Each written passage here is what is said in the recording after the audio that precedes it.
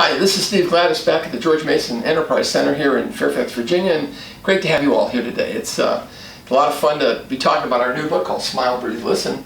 And as a book, this book relates to mindfulness. If you've heard of mindfulness, we're going to be talking a little bit about that. But I wanted to start with smiling first, because smiling, a genuine, authentic smile, helps us connect to other people in a really quick way. And the reason it does is because of a thing called mirror neurons.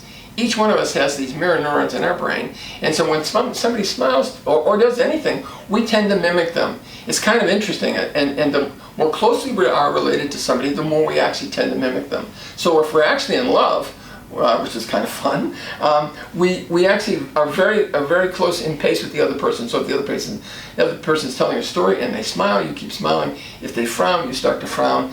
All because of these things called mirror neurons, which they discovered when they were doing experiments in Italy, when they're working with monkeys, and monkeys actually saw the scientists do something, and they were all wired up. And when they looked at the brain regions of the monkeys, when one of the scientists was eating an ice cream cone and lifting it to his mouth, with the scientist was lifting his mouth with an arm, the monkey saw that, and the part of his brain that controlled his arm lit up, and that's when they discovered this process. But smiling is a quick way to connect to somebody else.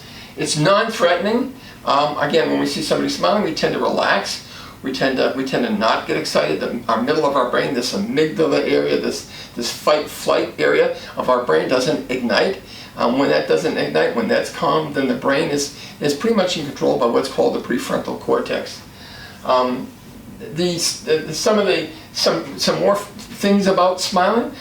Smiling makes us look more competent. By studies done on this, make us look more competent, confident, and likable. All of which are great if you're trying to influence people. They did a study about smiling. They looked at yearbooks at the University of California, at Berkeley, and they looked at the size of the smile, and the larger the size of the smile, this is 30 years later when they recontacted these people in a survey, the larger the size of the smile, the more sense of well-being they had in their life, the more comfortable they were, and generally more successful they were. They also looked at baseball cards, which fascinates me. They looked at baseball cards, and they found that people with larger smiles than baseball cards lived 8 years longer than the rest of them.